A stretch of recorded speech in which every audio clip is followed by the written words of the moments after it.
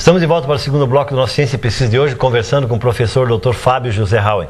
Você pode assistir a esse programa através do nosso blog cienciapesquisa.blogspot.com e também enviar perguntas ao nosso entrevistado no e-mail ciencia.pesquisa@unisul.br. Professor Fábio Hauen, nós falávamos dos meios de comunicação, da importância da comunicação para a própria questão da sobrevivência e das relações humanas, e gostaria de lembrar, de te incitar para falar da questão da pesquisa, a importância da pesquisa, não apenas para a pesquisa universitária, para os professores, para os acadêmicos, mas a relevância da pesquisa para as pessoas, para o dia a dia, enfim, para aquilo que nós fazemos cotidianamente. Até porque, professor, existe uma frase que é muito pesada, que diz que o brasileiro tem memória curta. Quem sabe a pesquisa conseguiria fazer com que nós tivéssemos uma relação com a sociedade e entre as pessoas muito melhor, muito mais efetiva. Eu acho que o ponto, quando a gente fala em pesquisa, a memória das pessoas o discurso que vai aparecer, veja que interessante, é a ideia de uma pessoa com um jalequinho branco dentro de um laboratório e só ali ocorre pesquisa. Não, pesquisa é uma atividade de interrogação. Toda vez que uma criança nos vem com uma pergunta, uma criança de 4 anos, por exemplo, nos vem com uma pergunta, ela está com o espírito de pesquisa em alta. A pergunta é por que quando ela chega à universidade, ela não quer mais perguntar? Por que ela quer tudo pronto? Essa é uma questão muito séria que nos coloca em direta relação com a forma como nós educamos nossas crianças. Perfeito. Né? Então, eu acredito que nós temos que resgatar a criança de 4, 5 anos que nós éramos.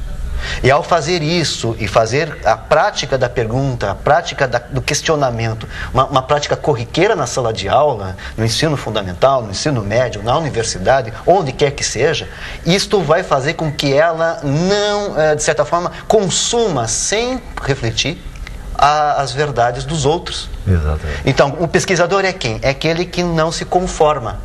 Ele não fica com a forma que o mundo lhe dá. Ele está sempre perguntando, ele está sempre se questionando. Então, toda vez que eu tenho uma dúvida e faço uma pergunta e tento responder a essa pergunta, eu estou fazendo pesquisa.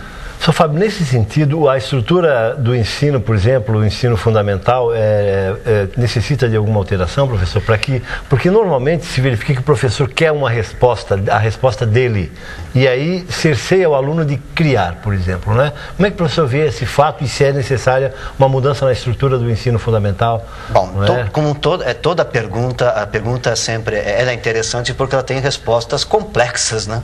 Não é uma resposta simples que vai resolver essa pergunta. Mas eu acho que a solução passa por várias coisas, entre elas a capacitação do profissional.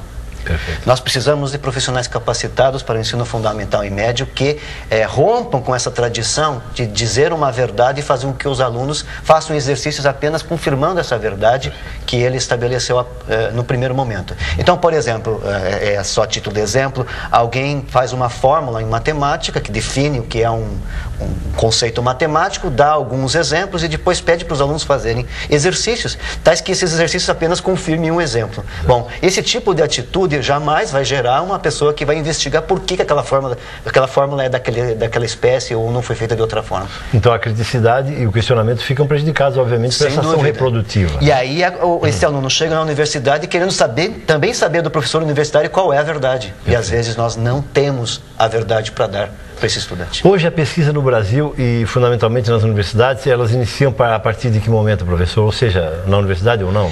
Eu creio que formalmente há um recorte que deveria ser estabelecido no começo da graduação, em que, por definição legal, deve haver a iniciação à ciência, a iniciação científica, né? Na hora que você começa a pensar no indivíduo a preparar esse indivíduo a responder aos problemas da realidade. Perfeito. Né? Então, um profissional no nível superior não pode, em hipótese nenhuma, não ter respostas às demandas que aparecem para ele. Bom, aí é um momento oficial, mas ela não devia começar ali. Ela devia começar na pré-escola. Na pré-escola, né? Onde a pessoa pergunta sobre o que é uma formiga, onde é que ela vive, o que é uma colônia. Professor Fábio, autor de 2 livros, né, publicados, construídos, elaborados e difundidos na nossa região e no Brasil inteiro. Citado por professores e por alunos do Brasil inteiro nas universidades, 2 livros de metodologia da pesquisa, além de vários trabalhos, publicação em revistas nacionais e internacionais, Qualis, Capes, AEB, enfim, um vasto currículo de produção. Mas, professor, fundamentalmente os 2 livros, qual foi a tua percepção no momento de elaborar e de publicar 2 livros de metodologia da pesquisa?